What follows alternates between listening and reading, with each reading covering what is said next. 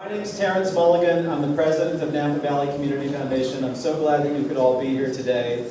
Today is about news, and I'm going to begin with some breaking news. Phil Bronstein got a stomach flu, and hours ago let me know he couldn't come. But here's where the story gets better.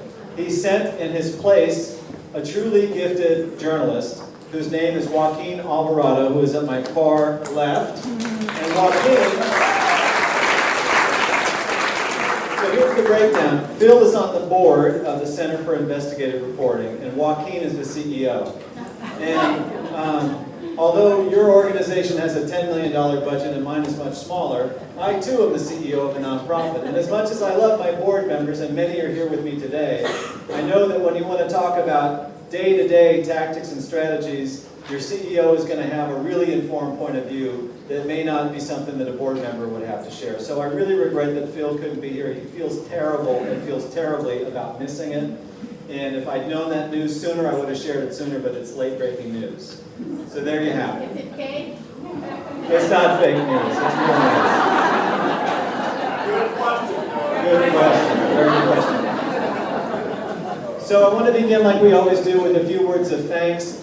Firstly to Napa Valley Vintners Auction, Napa Valley, and the Gasser Foundation who helped us do these talks for 10 years now. Thank you. To our generous underwriters, the law firm of Gaw Van Mail and the CPA firm of Frank Rimmerman and Company, thank you very much. And last but certainly not least, to our friends at the Napa Valley Register, who are co-presenting this talk today with us. And I'm so pleased that Sean Scully, the editor, is going to facilitate the conversation. Here's the brief commercial about Napa Valley Community Foundation. We believe in the power of giving to change people's lives on both sides of the deed. Every day, we connect donors to the most effective nonprofit programs that are working on our community's biggest issues. Because when we do that, we build a stronger, healthier, more vibrant community. In 2016 alone, in partnership with hundreds of local donors, many of which are in this room, we distributed nearly $3 million to 198 unique nonprofits funded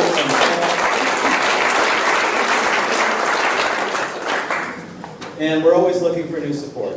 There, now you know the secret. One way, other than distributing grant checks, to care for our community, we try to spark productive conversations such as this by bringing civic-minded people like you together, school teachers, students from Vintage High School, nonprofit executives, people who care about the Valley, people who write big checks, people who write medium-sized checks, whatever it may be, we come together and try to wrestle with the stuff that's hard to wrestle with. And this year, the theme for all of these talks is building bridges and finding common ground in a time of divides in the land. And, however you may have voted in the election in the fall, and we are a nonpartisan organization, I've got Republicans on my board and Democrats, we can all agree that there are divides in this land that we should pay attention to, that we should challenge ourselves to address them. And that's exactly what this series of town hall meetings is meant to do. Before I introduce Joaquin, I'd like to share a short story with you that might be a good segue into the topic at hand, around media. And by the way, we really want all of you to ask questions. If you didn't get a question card on your way in, more will be available. You can simply raise your hand at any time, and my colleagues will give you a card. Just given the size of the crowd, we're going to do questions in writing, if you please. So thank you for that. All right, so here's my story. I am not a native Napan. I grew up in Roseville, California. You can wave to it next time you go to Tahoe on the North Shore. It was once a sleepy little railroad town. It is now a sort of regional shopping destination. And in about 1981, in the summertime, something kind of miraculous happened. Up next to Roseville High School, behind the boys' varsity baseball field, a company called Jones Intercable put down a satellite dish. And the reason was cable television was coming to Roseville. And because they wanted to beta test it before a citywide rollout, they chose the street on which my parents' house still is, Alta Vista Avenue, that butts into the gymnasium, to work out the kinks. And so for a glorious period of 6 to 9 months, I was on the cultural vanguard of my small hometown. And I got cable television in a set-top box the size of a briefcase and a view into the world that was to come. So at that time, I was a 7th grader, and just emphatically, I won't dance around it, a nerd. I was one of the kids who ate his lunch in the band room 5 days out of 5, which I preferred greatly to dining with the general population, mostly for concern of my own safety. So imagine how shocking it was when I was the first kid at Warren T. Ike Middle School to show up with an MTV t-shirt in like September, October of 1980. So some of you were too young to remember what MTV once meant. It was this cool, music videos, etc., royal blue, big yellow M, red TV scrawled across the bottom. And I was sort of temporarily the coolest kid on the block. It was the biggest sugar high I think I'd ever had. And the story comes to mind today for one reason. Cable TV was a highly disruptive innovation as it relates to how we consume entertainment and news. And lots of people think that this disruption has a lot to do with the current state of civic life in America. In the span of just a few decades, we've gone from a place where we watch the 3 people at 6 o'clock tell us what the news was, to a place where there's an explosion of news and commentary and news mixed with entertainment and editorial mixed with news, at least on television and in many other places. This matters because confirmation bias, which is a very human tendency to seek information which affirms what we already believe has been true since time began, only really documented by science since the early 1970s. But that idea that we look for things, we look for news that sustains our current worldview, that's always been there, but now it's so much easier to find the things that we find resonate. And if cable television was the launch pad, ladies and gentlemen, the internet and social media is the rocket fuel, right? And when you add in fake news or disinformation, it just gets more and more combustible. So luckily, my job today is not to talk about any of that. That's why Joaquin and Sean are here. Here's a quick bio bit about Joaquin. Prior to joining the Center for Investigative Reporting, which is a nonprofit newsroom that does investigative reporting and other great stuff, he held senior positions in American Public Media. If you're a fan of Marketplace, raise your hand. I am. And the Corporation for Public Broadcasting. He's done a bunch of consulting with philanthropy and news, including the Ford Foundation and Univision and others. And he's got a BA from UC Berkeley, just like me, and an MFA from UCLA, pardon me. Sean Scully is the editor of our own local paper of record, the Napa Valley Register. He's a reporter and editor with 27 years of experience. In fact, he's such a newsman that when I said, would you please send me your bio, he said, I don't have a bio, but here's a story about me getting, it's like, a story about getting appointed to your current post. And he's been a congressional correspondent for the Washington Times, a stringer for Time Magazine and People in LA and Philadelphia. He grew up in Virginia and had his first reporting jobs there. And interestingly, worked for probably a trade magazine called Broadcasting and Cable Magazine. So it's come full circle, back to cable, although I didn't know that. So please join me in extending a very warm Napa Valley welcome to Joaquin and to Sean. I was talking to Phil about this earlier in the week before he realized he was going to be sick. I said, is there anything you don't want to talk about? And he said, no. And he paused and he said, though I prefer not to talk about my ex-wife. And I said, I think I can steer the conversation away from that. So unless you have a burning desire to talk about Phil's personal life, I think we can leave that alone. Sure, we'll let that to the side. All right, so I'm going to turn it over to Joaquin for a little bit to talk about what you do and why. And then we'll have a little conversation if you guys can get your questions in, however Terrence is collecting them, and then I'll try to digest those and feed some questions to Joaquin. We can have a little conversation. Great. Well, first of all, thank you. This is extraordinary, actually, to be sitting in a room with this many people who want to talk about not just the news, but what's the temperature in this country for civil debate and discourse, and where are we headed? And what is and why is fake news such a problem? So we'll touch on all of those things, but I want to start with just a few observations. First of all, it seems like there's high school kids here. Raise your hand if you're in high school. Okay, everybody, give them a round of applause. Yeah.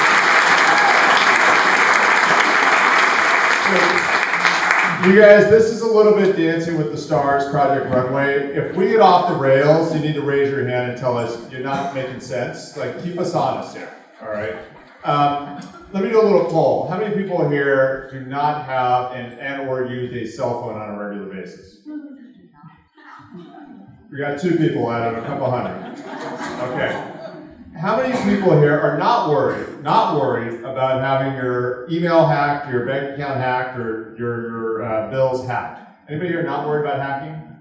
One person's not worried about getting hacked. The same forces, and these are not accidental, the same organized forces that seek to hack your email accounts, hack your credit cards, hack your mileage accounts, and generally just observe and spy on you on social networks are the same forces that are responsible in many respects for an enormous problem of propaganda on social networks. And I'm going to not call it fake news, I'm going to call it propaganda. Here's why. There are state actors all over the world who have interests that they want to pursue by promoting a narrative that is not based on factual information, but is based on a political agenda. That is the definition of propaganda. And when you turn on Facebook, when you go to Twitter, and then fill in the blanks with all the other social networks, you are now in an environment where that kind of content will regularly hit your feed. That's a fact, okay? So what's the danger with propaganda? Well, it has a hidden agenda. It is political by its very nature.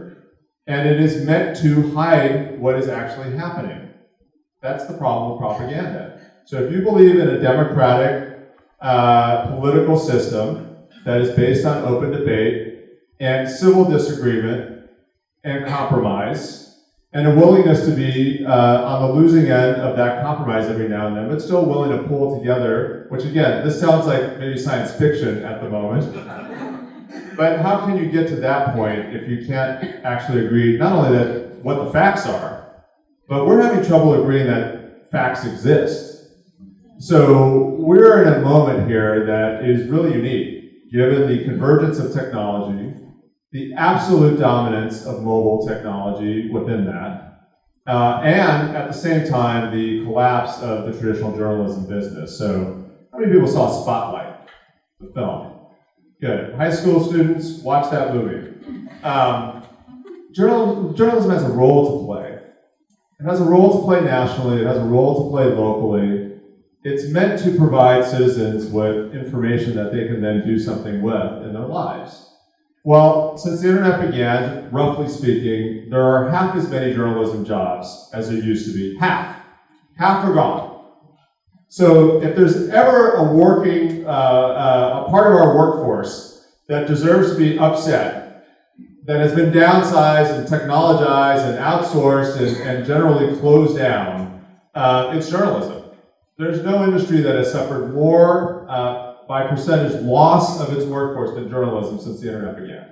That's what we're dealing with. Major metro papers like the San Francisco Chronicle, the Seattle Times, the Star Tribune in the Twin Cities, used to have 10 to 12 investigative reporters regularly. Many of these places have 1 or 2 now. So the long form, deep investigative reporting that used to be responsible for breaking major stories is largely vacated in most parts of this country. So that's another fact. Fact number 2. The Center for Investigative Reporting, this one gets easier because this is all good news. We're 40 years old. We're a Bay Area institution. We started in the Bay Area. We're in Emeryville, California. We are 75 people strong. We have grown 10x in 5 years. Because as the industry has collapsed around us, we've been able to make the case that this work still matters. And that has been supported by the reporting that we do and the impact that we have. That's our economy. And it's not something that most have the privilege of, quite frankly, and most communities are not the Northern California community where there's an enormous amount of human capital. I was just talking to people as you were coming in. We could start a successful business or nonprofit with who's sitting in this room right now. Most communities do not enjoy the benefit of the hyper-concentrated intellectual, human, technological, financial, agricultural, all this capital in the Bay Area is really a unique thing. Northern California writ large. So we've been able to make a stand. We've been able to maintain coverage around issues of accountability, sustainability, workers issues, safety, sexual assault issues, and how that gets covered and protected in law enforcement and through the legal system. We've been able to do the reporting that others have not been able to afford to continue. But this is going away nationally.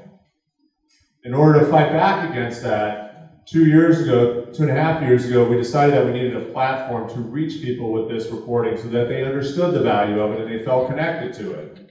So we launched what we call Reveal News. And Reveal is a website that we run. It's also a public radio show and podcast. So how many folks here listen to podcasts or public radio? Look around. This is the news. You guys are listening to the news, right? So we're on KQED every Saturday at 4 o'clock. We have 400 stations that carry our show. We have 1.6 million downloads a month. So we built a big new audience for this kind of work. So we've actually proven against the argument of a lot of the owners of media don't think anyone cares about real news. That's the other problem. But we've been able to show that they actually do. If you bring people serious content, they actually want that content. Does anybody here not watch Netflix? You have so much great television you're missing, by the way. Think about Netflix 8 or 9 years ago. The only problem Netflix used to solve was it was annoying to go to Blockbuster and you owed $12 on a late fee and the movie was terrible. So Netflix started by saying, let's just take care of the late fees problem. But then they said, let's start creating world-class, amazing content. And they have ignited a revolution in storytelling for high-quality documentaries and narrative, right? That's Netflix. That's also Northern California at its best. Take a really annoying problem, right? Solve it. And then ladder that thing up into the creative spaces where you not only create jobs and opportunities at the company, but you open up a whole marketplace for creative output. So I grew up in the film and media space, went to UCLA Film School in the late 90s. We thought the internet was going to be just really terrible stuff. We thought it was over. We thought we'd be making 60-second videos for the rest of our lives. And then Netflix happened. So there are solutions out there. Nothing we do tonight. And if we do this, you got to stop us. None of this is about despair. Because we have the privilege of working with over 90 newsrooms on our show. We have shown that small teams, that small local newspapers like the one you got here, can turn out the best reporting. There is a national audience for it, and people are hungry for the truth. They're hungry for this conversation. And I've been all over the country. We've been spending a lot of time in the Mississippi Delta. We've had this meeting there. And everybody has said, we need more reporting. We need more conversation, and we are going to disagree, but we want to do it in a way that makes progress and doesn't keep us stuck. So nothing we do tonight, this is the only rule I ask you to keep us honest with. High school kids, pay attention. If it sounds like we're just up here complaining, or like there's no way out of this, stop us, because I don't believe that for a minute. I think this whole country is filled with patriots. I think it's filled with entrepreneurial people who want opportunities, and I think it's filled with people hungry for truth-telling. And we need to figure out how we fight back against fake news and propaganda for sure. But there are ways to do it. We've been a little center of innovation thanks to all of our network. But there's a way to scale this, and I want to talk about that and want to hear from you guys. Let me, implicit in what you're doing, and one of the things these guys do is pair with small newspapers. We've not worked with them, though had some discussions even tonight about it. But implicit in that is the idea of trust. And you guys all know, whether you're from here or from somewhere else, it's a constitutional right to hate your local newspaper, right? Everybody says, oh, it's that awful. Right, exercised early and often and freely. Everybody has a derogatory name for their local newspaper. And oh, those guys, they're whatever. And we hear that from you guys, and I've heard it in all my other newspapers. And yet, where do people turn when they want to know what's going on? If they want to know what's going on, the first thing they do is call up and say, hey, what were those sirens? Why don't you know that?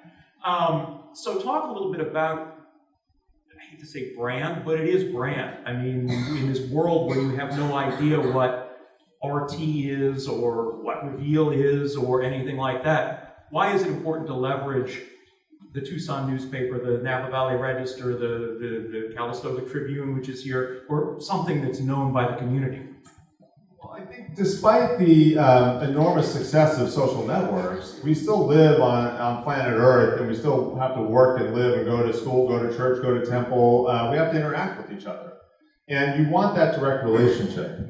So when people complain about their local newspapers, what they're saying is we want more or less something different, but we want that relationship, right? And we took it for granted, frankly, right? In every town in America, there was not only one local paper, there were usually 2 or 3. One of the first acts of the American Congress was to subsidize the postal system so that towns on the edge of the frontier could continue to get not 1, but 2 or 3 local papers. So it has been ingrained since the birth of this country that you would have this engagement with the local news, and it would set the stage for arguing, for agreeing, for fighting, for all the stuff that goes with just living in a community, right? That's normal stuff.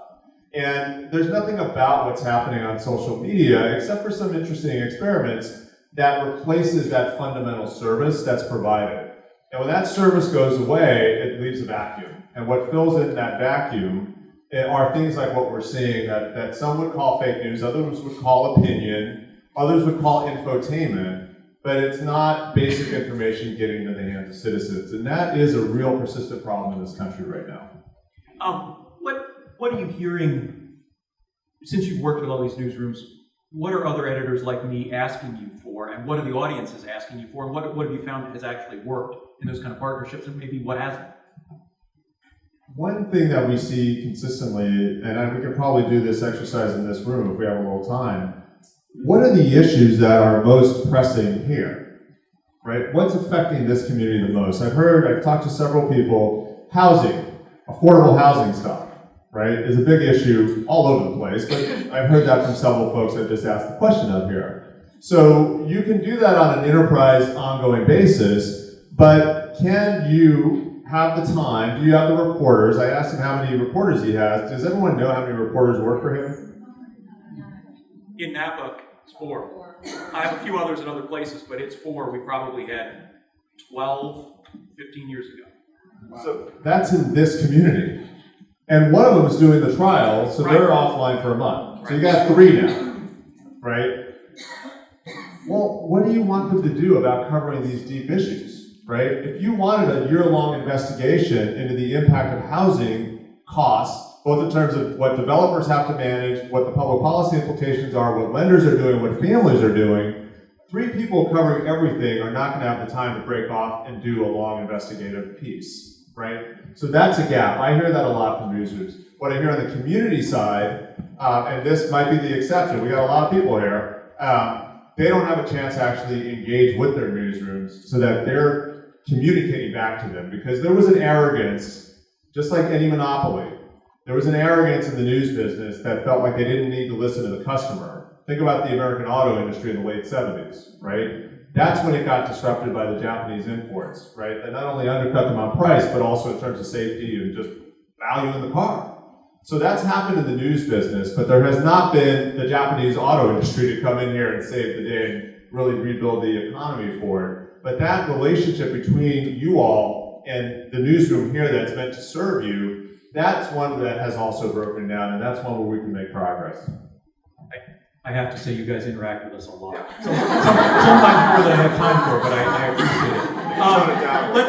Let's talk about the business model, and I'll start by explaining. When he was talking about the loss of journalism jobs, the newspaper industry as a whole, in just 10 years, has lost 60% of its revenue. Now, if any of you run businesses, you know what happens when you lose 60% of your revenue. You're out of business. Well, we're still in business, but that also means we have a lot fewer staff. And I get occasionally people criticizing us saying, journalism's failing. This is why newspapers are failing. Or journalism generally is failing. And I say, no, there's nothing wrong with journalism. It's not broken. What's broken is the business model. Because for centuries, for 4 centuries maybe, if you wanted to sell your house, get a job, do any of those things, announce your marriage, you had to come to me, right? I was the guy with the newspaper. And so classified ads, that was the secret. It was never the big display ads, it was the little classified ads. We had page after page after page after page after page. You were paying $10, but 1,000 people were paying $10 a day for that. We were making money hand over fist. So what comes along? Craigslist. boom, we're down to 3 pages of classified ads. If you could go back 20 years and see what our papers look like, and display ads are big too. So those have gone to the internet. You can advertise yourself on Facebook. You can, get direct ads onto people's phones in their pocket. So that business model has broken down, and we're in the process of trying to figure out how to pay for that.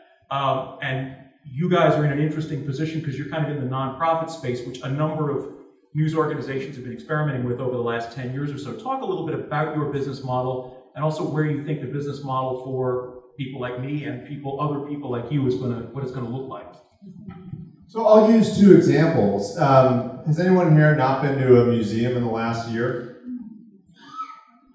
All right, high school, come on, get your high school to take you to the museum. What's going on over there? There are very few, there's a handful, there are very few for-profit museums. It's just not the way that museums happen. Now, it doesn't mean that museums are not enterprises. It doesn't mean when you go to the Cal Academy of Sciences, like I grew up in the Bay Area, that was divorced dad parking lot for kids when I was young. And it was a disaster. I mean, I love it to death, and I loved it back then, but it was literally, you couldn't find your parents. You were just there for 4 hours, and it was a mess. Now it is a cultural hub. To go to the Cal Academy on a Thursday night, it's like a nightclub there. They have completely reimagined what that is, and they've done that through really aggressive, smart design, and by reinvigorating the philanthropy, the commitment to support not just the aquarium, but to think about it in the context of teaching science and building relationships to science. So think about the De Young as another example. I'm just going to go big to start with. Remember the De Young when the earthquake happened? That thing was almost shuttered. And now it is this institution that, from the very building itself to the programming, has reimagined its role in the community, right? So I actually do believe strongly that there is a philanthropic model for some part of the journalism ecosystem, and I think that you can start that in the investigative end of it, because I'll ask you a question. Is it worth $100,000 a year to have a dedicated investigative capacity at this newsroom? I bet most people would say yes, especially if you gave me like 2 hours to give you a lot of examples. And we'll take checks. And I'm not fundraising for anybody. See me afterwards. Please, in the back of the hat. So there is a way to do this. We've been testing this in other markets. So there is a way to bring more philanthropy to the space and to think about it as a civic institution, right? If you want civil society to happen, you've got to have nonpartisan independent journalism there in the middle, right? I'll bring another example. If you're from San Francisco and you remember what the South of Market used to look like, right? It was an industrial zone. It was the shipyards. And it was a rough and tumble. Remember TikToks? If anyone really remembers TikToks, it was a hamburger joint down by where the AT&T Park is. That's old San Francisco. It was a working class part of the city. And now, what is it? It's Mission Bay. It is Genentech Hall meets the Children's Hospital meets the UCSF campus. That's a public-private partnership that is driving an entire sector of the economy that, thank you again, California, you've invented. It's called biotech, right? So there is a way that public-private, I think, also can work. Not at that scale, of course, but people get it when you explain it. Like, there's no reason why these things can't come together when it's this important, right? I went to UC Berkeley after going to community college, right? The UC system has been a key driver of the California economy since the Master Plan for Education was conceptualized with massive bipartisan support by the Pat Brown administration, which then, this is my favorite anecdote of all time for California politics geeks, they raised taxes to keep up with the plan under the Reagan administration. So we actually have a track record of innovating on this, and I feel like a public-private partnership with real roots on the ground in communities makes sense, which is why if you went to UC Davis or you go to Cal State Stanislaus, that role of the public-private space is actually really meaningful, and California is ahead of the curve on those things, and I feel like we can pursue that model in ways that would support a community like this in terms of having that capacity. So would you see it then as kind of what we call the legacy media, the local broadcasters, the for-profit media, kind of being the skeleton and the delivery system that larger nonprofit collaborative national groups feed into? I mean, is that kind of the model you could see developing? I wouldn't say that we would like inject the new model into the corpus of the decaying sort of old media. Oh, no, we're the robust. Yeah. What I'm thinking though is I'm teasing. No, but I mean we're the brand that these people trust, whereas someone in San Mateo has no idea what the Napa Valley Register is. Couldn't agree more. And there's no reason why that can't be an open, transparent process, right? We're with the community to say we have to transform what we're doing here if there's going to be news in this community. You all are down to 4 reporters. Think about it like that. Is that enough? I doubt it. So there needs to be a public, this is the public to start with, private, this is an industry partnership if you're going to build that thing back up. And I will just, for the record, Lee Enterprises, which owns their paper, owns the Tucson paper. Some of you may have seen our former executive director, now board member Robert Rosenthal spoke, does a lot of speaking gigs. We're in Tucson tonight also having a community conversation about immigration issues, the sanctuary city movement, the border wall. We're having a nonpartisan civil discourse tonight in Tucson also. So there is a lot of uptake, I think, from the smaller papers that are out there to find these ways to build new models. So I would be confident that there's a way to do it here. One of the things that happened as the newspaper business was trying to cut its way to prosperity, and all of you know how well that works, is we began to lose capacity, right? We lose reporters, we lose, I'll let you guess, how many copy editors do you think I have? Well, what's a copy? Copy editor is the one who does the proofreading. 0? Pretty close. It's 1.5 to cover 4 newspapers, 2 magazines, 3 websites. That's it. That's what we got. So we lose that capacity. How many page designers do I have? I got none. How many graphic designers? I have one. He does something else. He doesn't have time to do graphic design. So as all of this capacity that we had locally, I mean, it used to be that the Napa Valley Register had these things. We had a press room. We had delivery trucks. We had hundreds of people working on 2nd Street for us. And we began to lose that capacity. It's like losing a bit of a limb. You lose one finger, you lose another finger, and suddenly your limb isn't working anymore. That's morbid. That's how it felt. I mean, but what's really been interesting in the last really 2 years to watch as our companies began to think about things and realize that, okay, maybe we don't have to have the capacity to have a core of page designers at every newspaper. We don't have to have a press at every newspaper. We don't have to have graphic designers at every newspaper because what? The very thing that was killing us 10 years ago means that I can talk to somebody in Madison, Wisconsin or Tucson, Arizona. I mean, after the earthquake, our newsroom was destroyed, uninhabitable. I didn't have a lot of capacity to begin with, but I had even less because I had no newsroom and everybody was working from home on phones that couldn't get any power. So that was the way we were working. Tucson was the first organization to call and say, anything you want. We got graphic designers, we got reporters, you tell me what you want. And the only reason that was possible, 20 years ago, they could have called me on the phone and said, we can do it, but how do you transmit that, right? Well, right now, we can transmit our pages, we can do this collaboration thing, and so we're getting back little by little. If any of you are keen readers of the Register, you'll realize certain little things are starting to come back, and it's only because of some smart centralization, which we would have hated even 5 years ago, but is necessary. And I see what you're doing as a higher level of that, the collaboration. So talk about that kind of collaborative thing, bringing back the capacity that we've lost as an industry. Absolutely. So I'll use an example. We recently aired an episode that was produced in partnership with an organization called Coda Story. Coda Story is this young startup that is focused on crisis reporting. So one of the things that's fallen away from newspapers is the ability to have foreign correspondents.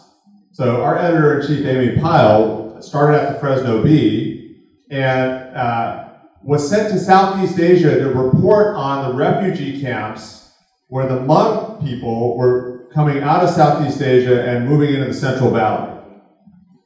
So think about that. The Fresno Bee sends a young reporter around the world to cover an emerging immigrant population in Fresno, right?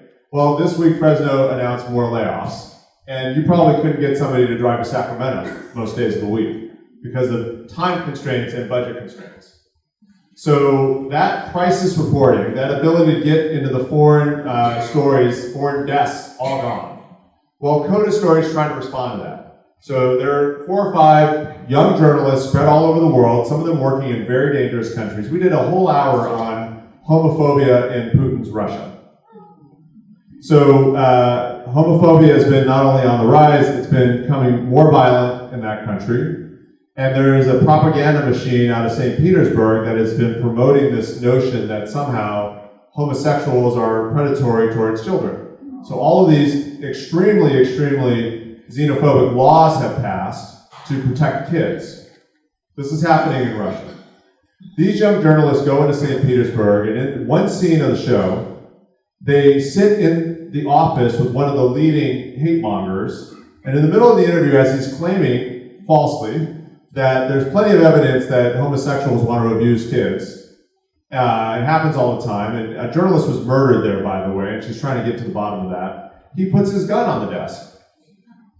And you hear this journalist doing the interview, and then as she comes out of it, she's talking to the narrating. She's got to go across the street and get a shot of vodka to calm down. So it's this great scene of what it means to be a journalist in that space. She doesn't back down. Well, without our platform, that reporting is a small article on a site that no Americans read, right? And would they have been able to finish the reporting? I don't know. They're determined, so probably. But we brought in the radio aspect, the podcast aspect, and they probably had 1.5 million people in the United States hear that story because of it. Now that's in the record. We're doing another story with them that I can't say much about, which also has to do with spheres of influence in Europe, which relate to the previous story I just mentioned. So that's us working with 4 or 5 people. They have no budget. We support them when we work together. One of them has had their life in danger, not the example I'm citing.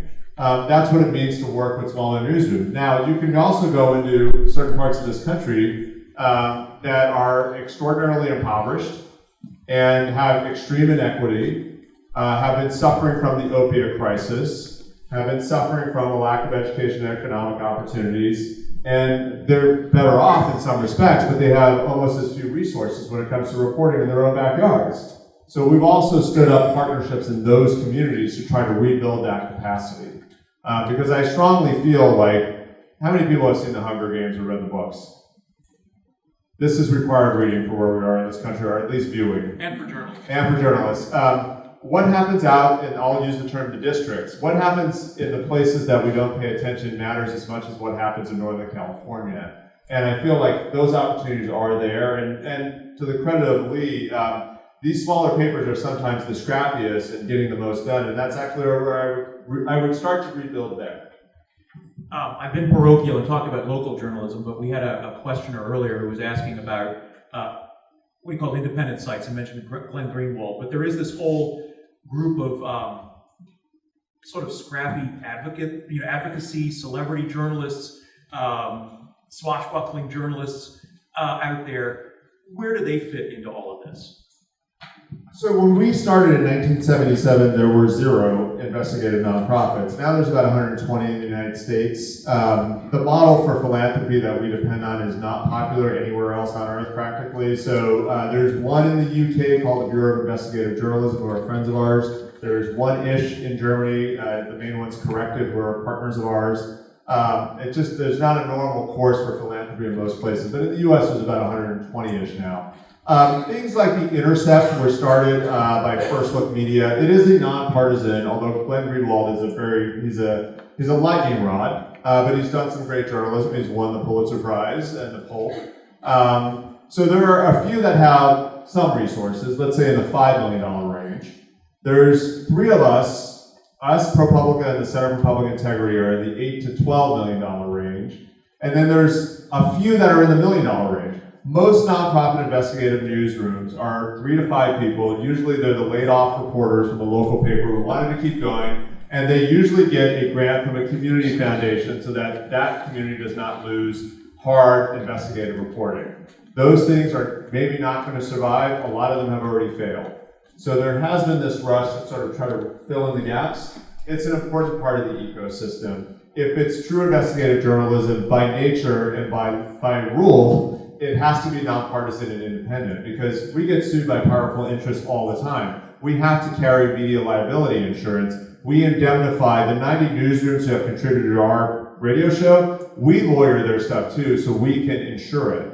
we get jammed up in lawsuits that come from powerful interests who don't like our reporting. It sometimes takes us a year or two, but in 40 years we have never lost a lawsuit. If we were a partisan newsroom, we wouldn't make it past first base with any judge, we'd lose. So we have to maintain those standards. And that's another way to just tell, if you're on Facebook and you see something, you're like, is this BS or not? Just go to the site that it comes from and just look at the staff page. Question number one, is there an editor? Just, that's a simple one. And 90% of the time, you won't find an editor listed. And does he have his or her phone number? Yes. If you guys have listened to their show Reveal, it really is terrific.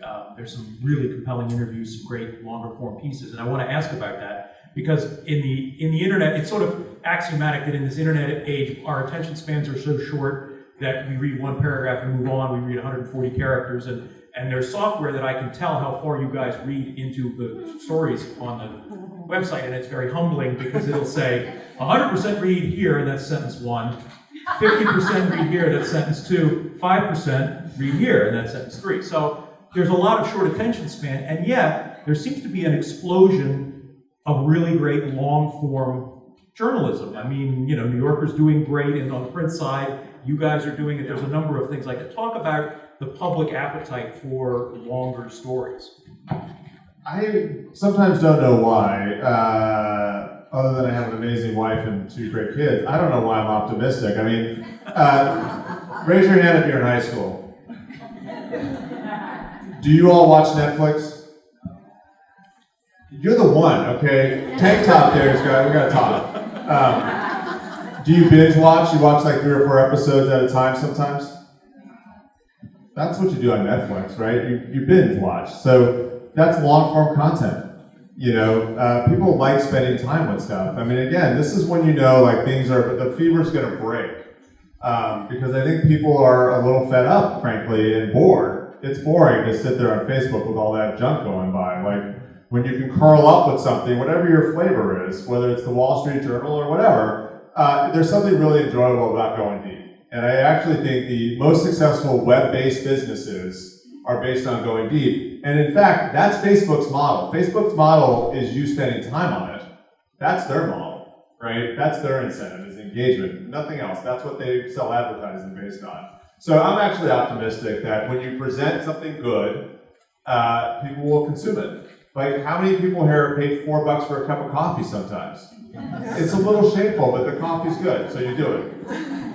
A number of the questions are sort of addressed particularly to me in the Register, and I'd be happy to answer those, and you guys call me. I won't belabor our guest with my issues. I can try to answer them, but that or just call him, actually. But someone asked about subscriptions and the decline in revenue, and there's no denying that's happened. But then when you hear about the failing New York Times, well, their subscriptions have ballooned, and someone asked particularly about the Register, and I'll tell you, actually, I can't give you the percentage, but our online subscriptions have actually increased just in the last quarter quite substantially, even while print subscriptions have sort of wavered. And so I think people are interested in what we're doing. God knows they're interested in what the New York Times, the Washington Post. In fact, I subscribed to both in the last 3 months online. Talk a little bit about, that raises a bigger question. That's a financial question, but more kind of the interest that you're seeing in journalism since the election. Well, the numbers are real. I mean, subscriptions have gone up. Is it enough? No. Are we done? Absolutely not. But they have gone up. There's a resurgence of energy. And it's not just coming from red states or blue states. It's coming from all over the country. People are reactivated right now, which is great. And I actually think that there is a future, I don't know exactly how long it's going to take to get to, where subscriptions will underwrite serious journalism online. Medium, which was run and started by Evan Williams, who ran Twitter, he's building a subscription model. Somewhere in there is the future for this. I firmly believe that. Because we're great consumers. Americans know how to buy stuff that they like, right? So I think it's a matter of market failure, lack of imagination, and we're going through the valley of darkness here. But I do see there's a little light at the end of the tunnel, and because subscription model has worked for both Spotify and Pandora, right? That's worked. Netflix, Hulu, Amazon, that's worked.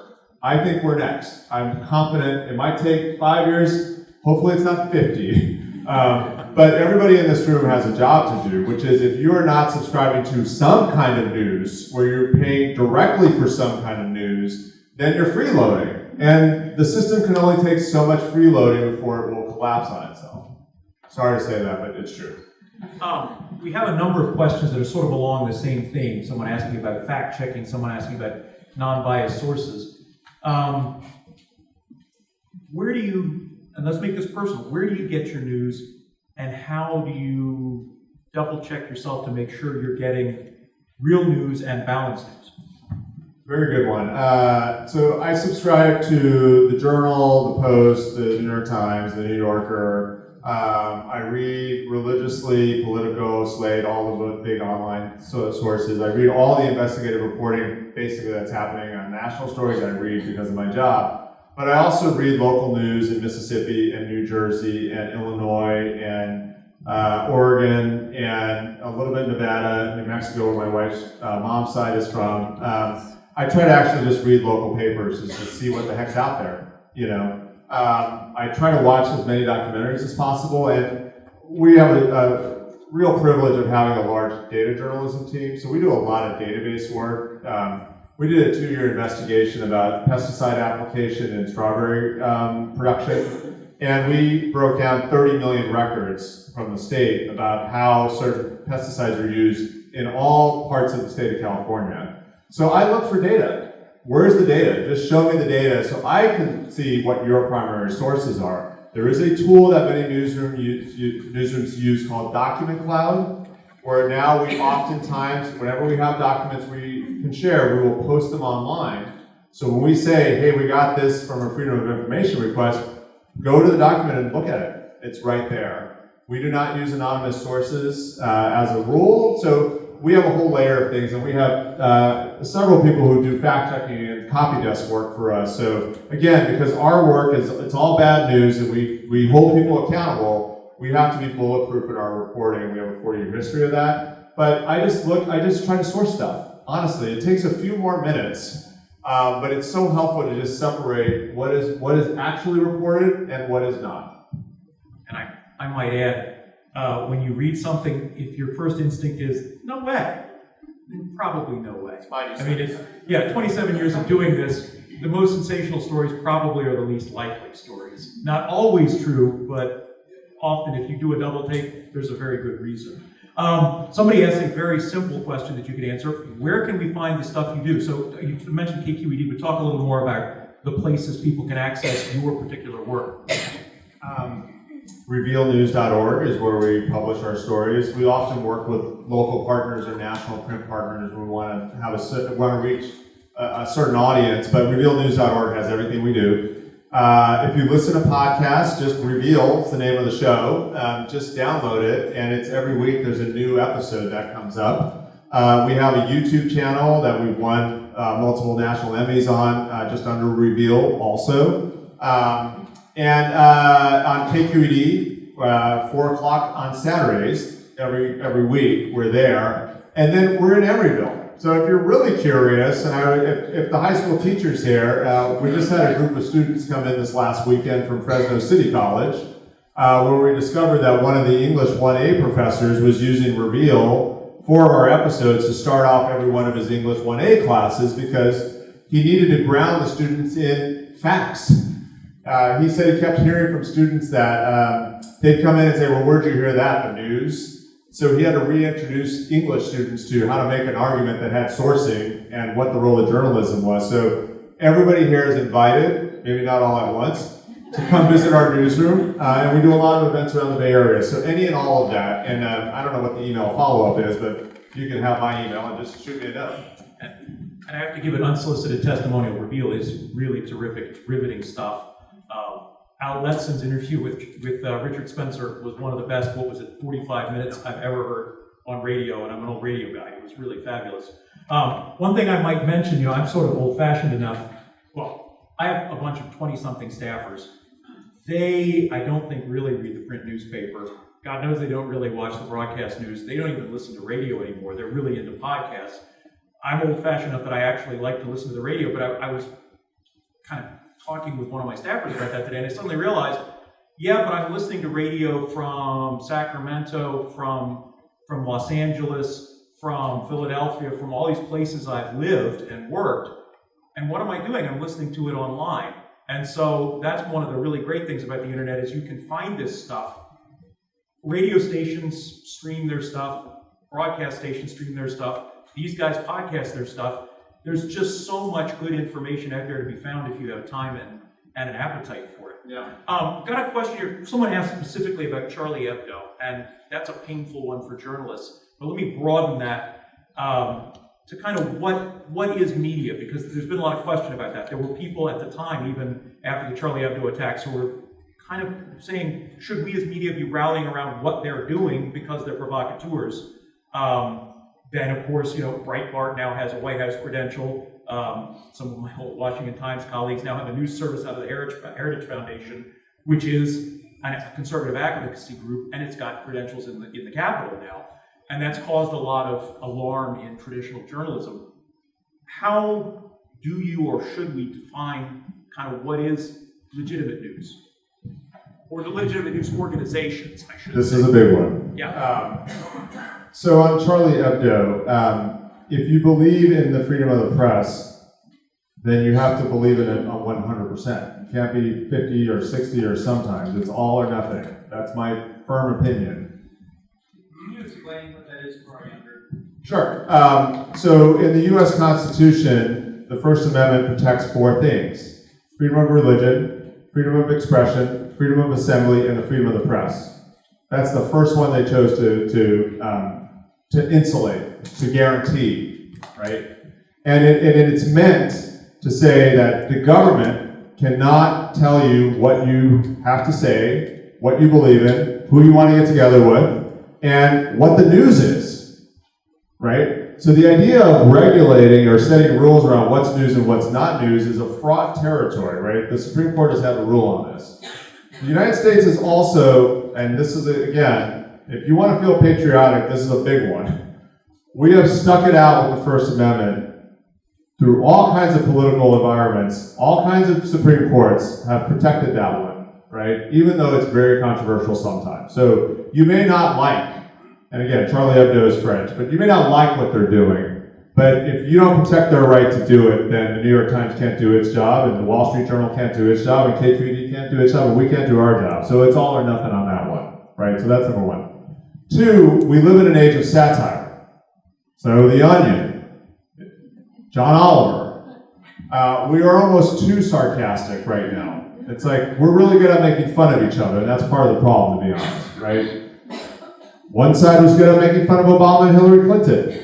Another side's really good at making fun of Donald Trump.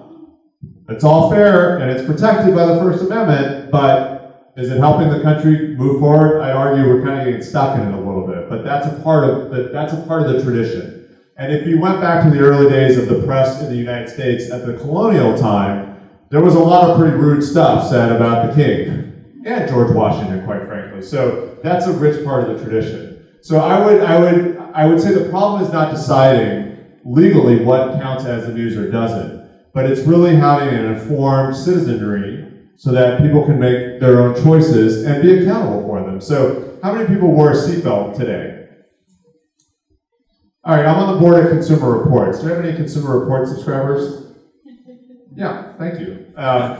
It's totally nonpartisan, fact-based, but I'll use the issue of seatbelts as maybe an allegory or example or, whatever, metaphor? High school kids, prepare for this.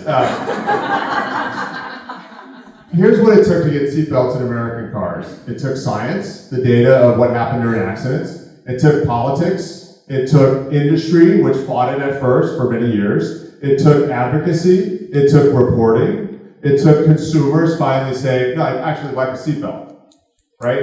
It took a few decades from when we kind of knew, we should not fly out of the car during an accident, to when they became a standard rule. It became regulated, right? And now, the thing that they didn't want to put in cars, and they argued about it, is the number one reason why people buy cars is for safety, right? It's been the area of the most innovation. The car is still running mostly on the same gas engine it had in 1945. It's more efficient. There's still a windshield. The thing that has been explosive in the innovation is the safety. safety, airbags, you name it, right? Automatic braking, and thank you for subscribing to Consumer Reports. So we're not gonna have that moment when it comes to what's fake news and what's propaganda and what's not, right? But I think we can have most of the things leading up to it. So if you're Facebook, and again, if you're all on Facebook, write them a note. They're trying to fix this problem too. You don't want to be the company that's being exploited by foreign state actors to push propaganda to American voters. That's not a good look for an American company, right? Hold them accountable. Just write to them and say, what are you doing about it? They're trying to do a lot right now, actually. They have a whole thing they're trying to do. But if you're on Facebook, ask them what they're doing about it. And if they don't explain it well, ask them to clarify. I used to teach journalism, and my students would ask that very question about legitimate news, and I'd say nobody regulates us. You know, you go to a lawyer, you go to a doctor, they're certified, right? And they screw up, there's a state board that does it. And journalists, we're you, and we're just privileged to go where you can't go or won't go or don't have the time to go because you have a job. And that means, that's great, it's lovely. The downside is any idiot can pick up a notebook and a pen and call himself a journalist, and lots of them do. Yeah. Also, just on the safety question, you know, the United States is relatively safe for journalists, but when the president uses language like enemy of the people, then you start to stoke a potential backlash, which is real, right? We have lost journalists. In the Bay Area, we did a project on Chauncey Bailey, who was a journalist, African-American journalist in Oakland, who was shot down by the Black Muslim bakery folks, you know. So journalists do die in this country, much more dangerous overseas, much more dangerous in Mexico, for example. So Charlie Hebdo, of course, journalists die all the time doing this job, so that is very important. Just be aware of that. And the Committee to Protect Journalists is the #1 source for just understanding what the trends are, or what the safety issues are. And I might add, everyone of us who has been doing this for any amount of time actually has gotten serious, credible death threats. So we take it seriously. We take it for granted that we can go anywhere we want. I mean, for example, most of you know what kind of car I drive, where I live, my phone number's in the phone book, and yet we're cognizant of those kind of things. What's interesting when you talk about the enemies of the people, though, for that very same reason, I got a sense that people didn't really take that seriously, because most of you also know us. You know, your neighbors, you went to school with the kids of my staff, you know what kind of car we drive, you run into us at the grocery store and see what kind of meat we buy. You say, those people aren't enemies of the people. They may be idiots, but they're not enemies of the people. Plus, of course, if you've been in journalism long enough, you know we're not organized enough to be enemies of anyone. That's why when you hear the phrase journalistic conspiracy, just tune out. We can't conspire with each other to go to lunch. Here's a very interesting question that I'm just going to read. I haven't done that. But so much investigative reporting, in quotes, seems to center around sensationalism and gotcha type of things. How do you differentiate what you do as legitimate, and where is the line? What is investigative journalism? What are you talking about? Another example, how many veterans are here tonight? Okay, give them a round of applause. Yeah.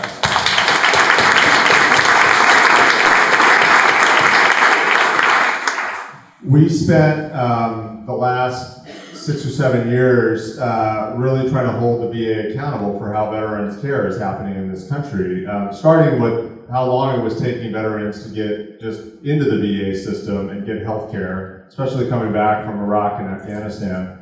We built a database of every VA in the country with how long those wait times were. We gave that out to newsrooms. Hundreds of newsrooms used that database to report on their local VAs. And again, this is not Trump versus anybody else. Obama did a terrible job for many years of holding the VA accountable on this issue.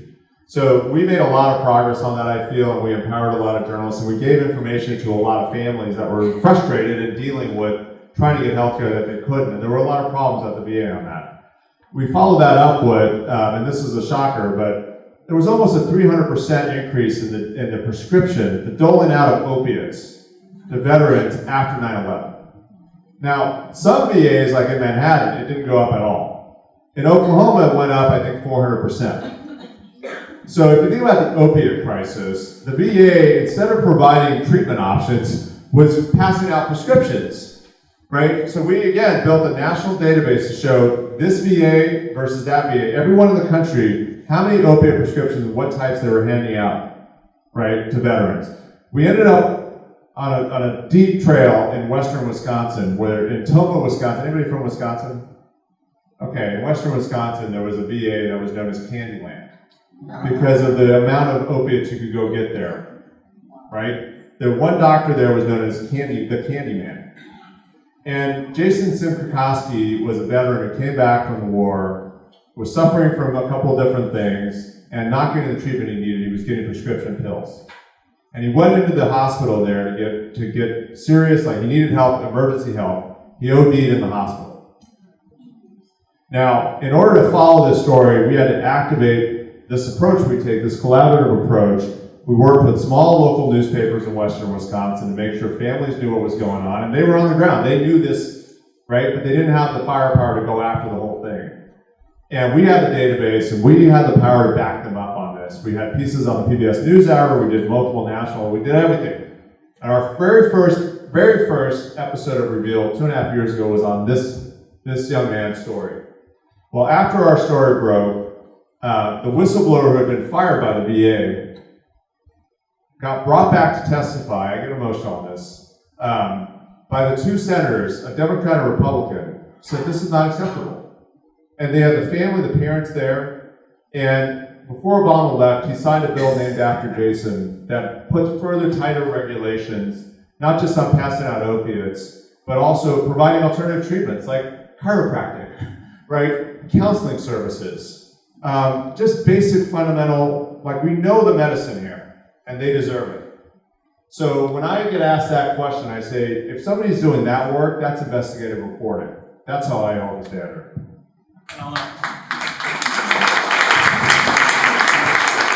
Implicit in that, and on a technical level, people think that, I think when they think of investigative journalism, they think of Mike Wallace hopping out of the car, or 7 News Investigates, and they're running down the hallway with a camera.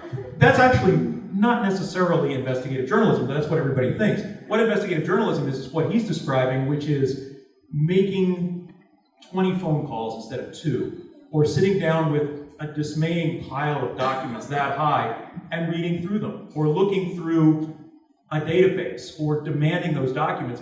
It can be incredibly tedious, frankly. I mean, it's exciting. So if you guys have seen Spotlight, they're always drama, and I'd be willing to bet most of what they did was probably pretty dull, and probably felt like spinning their wheels, and it was only moments where you go, oh my God, I've got something here. Where most investigative work really is more than just going to your government meeting and reporting the results, which unfortunately is easy, and that's what we got the time for. So investigative reporting is almost anything beyond that. And it can be anything from really grand kind of projects like that to getting the salaries of your city employees and finding out who the highest paid person is. It's pretty simple, but that's an investigation beyond just saying, hey, yesterday the city council did this. We have done that database, so tell me.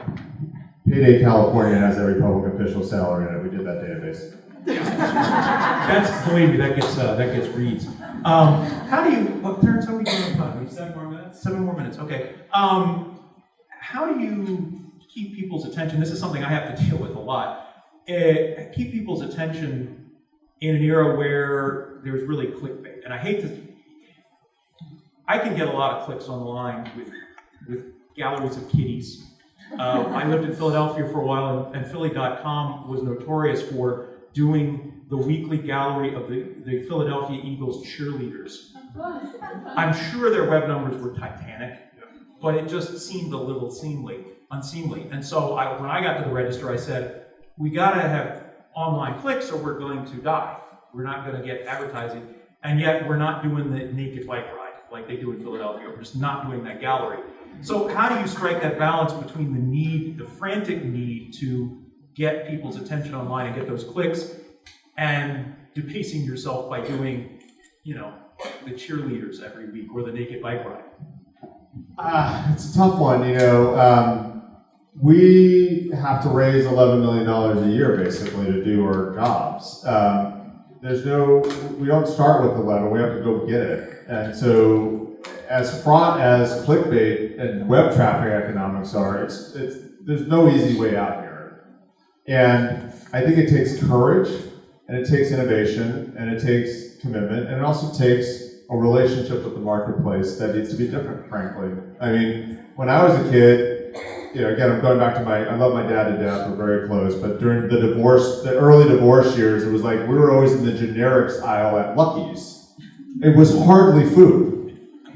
And now, if I try to take my kids anywhere that's not Whole Foods, they're like, where's the picture of the farmer that grew this, Dad? Why? Is this a safe candy bar to eat? Like, is this juice fresh pressed? Like, we have reimagined what food shopping means in this country. And as a result, Safeway now is doing a much better job of how the stores are designed and whether or not you know where the strawberry was grown. And we've lifted the thing up. It's the same thing as like my parents drove a Dodge Aspen. That car was probably not even legal. And meanwhile, Toyota Tercel was happening. Like, it's about the innovation side. So any newsroom that is trapped in chasing after clickbait is running straight to the guillotine, in my opinion. Like, you're never going to get around the corner on that. So yeah, you can keep it going for a while, but there's plenty of places to get pictures of cheerleaders in Philadelphia. Like, it's not a solution to the market problem.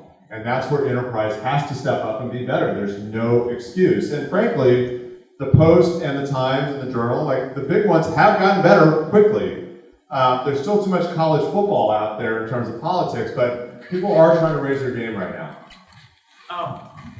Several people have asked about corporate media, and of course, no denying we're owned by a corporation. I don't hear a lot from them most of the time nicely, but still, I mean, there's a relatively small number of corporations that own all the newspapers or that own the broadcast outlets. What's the future for independent voices?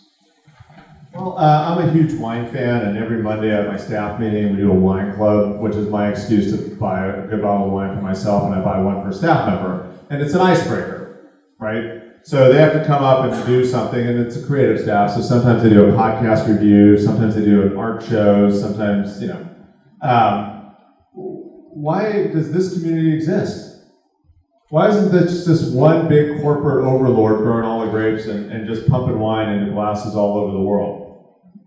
It's because it matters that there's some diversity. There's still a space for the entrepreneur. There's still a space for a family to be multi-generational. There's still a place for quality, and there's a place for value, right? Like, there's still a place for a real economy. And it's based on the diversity of the community, the approaches, like competition. All of these things still matter. And I feel like we're at our best when there is diversity, there's competition, there's creative tension. There's going to be some winners and losers, some ups and downs. But the minute it goes to one monoculture, first of all, from what I understand about agriculture, that's also not good. But you lose all the richness. And we were out there getting a cup of coffee before we came in here. You got people from all over the world in Emeryville because of this. So I actually think you're in a community that proves the point all the time, but we have to have confidence in that. And again, you don't have to go far to go to the other America. And I actually think we all need to take responsibility for doing that, whether it's 20 minutes away or 2 hours or it's your family somewhere else. We need to kind of take responsibility for rebuilding the emotional strength of our country because it's rough right now. People are feeling really scared or angry or are charged up or hostile. And we can do a lot of damage right now. And if you're the high school kid, and again, you're yawning, but stay with me. You guys are going to inherit it. I have a 17 and a 20-year-old. They're going to inherit this mess. So we might as well take our best shot at kind of rebalancing a little bit and having open minds and being patient with each other. And I think if we do that and local news steps up, we got a shot at this. And I'll put in a plug and also try to throw it back on you guys a little bit, which is no matter whether it's a nonprofit or a for-profit or just somebody who's got a blog, gathering and disseminating news is fantastically expensive. Even as much as we've cut, you wouldn't believe what my newsroom costs to run. And the way that happens is because of you guys, either directly or indirectly. You're supporting the advertisers that support us, or you're subscribing to us. And if you want us to do it for free, for all of you who have a business, if somebody came in and said, why are you charging me for this? The answer would be because I'm out of here in a week if I don't. Well, you know what? Subscribe to my paper, subscribe to Pat Hampton's paper, listen to Jeff Shepton's podcast and support his advertisers. Subscribe to the New York Times. It's on you guys, because it's only because the money you spend either with us or with our advertisers or donate to him, or donate to Terrence, that we can do this. It's not magic. We don't do this for free. We don't do it for the exposure. It costs money. And so if you want real journalism, you got to pay for it somehow. Nothing's free. So that's my little sermon. And that leads into the final question. Yeah, I get passionate about it. That leads into the final question. Let's wrap it up here. How do you get people to care about the facts? Because people have to pay for it, but people also have to want this stuff. So how do you make people pay for the things you're finding out and telling them? I think you have to demonstrate impact. So I'll use one more example. We've done 2 huge collaborations. The first one was called Rape in the Fields, and the second one was called Rape on the Night Shift, which looked at the sexual abuse of first migrant farm worker women, mostly by the hands of foremen, Spanish-speaking foremen. And then also in janitorial services, there was a huge problem of sexual assault. And that was in partnership with KQED, Univision, we did them in Spanish, the investigative reporting program at UC Berkeley, and we spent 2 years on both projects. And as a result of those, we exposed it, gave the data, had the cases, the sources come forward who were willing and had the courage to tell their stories, which were very difficult. We made a commitment to speaking to the Spanish-speaking community, which is where this is where the community's folks come from. And as a result of those, we've gotten laws changed. Just recently in the state legislature, they've passed rules to help protect women, simple rules, like if you're on the night shift, 2 women per shift. Don't let them work alone. So we've seen demonstrable progress. And so when great reporting happens and people know about it, and politicians or businesses or communities are held accountable, good things happen, right? We solve problems. And every time we show that, that's our currency. And I feel like that's the job of news, and we're able to do that consistently, and we do it creatively, and we will show up for a meeting with 2 people at it. Like, this is an amazing turnout. I've had great meetings with 3 or 4 people. I don't care. I was always the last kid to come in from recess, too. Like, we will stick it out. So, however dark it seems, when you show how people break through and then the impact on their lives, people respond. And on that happy note, I'll turn it back to Terrence. Joaquin, thank you very much.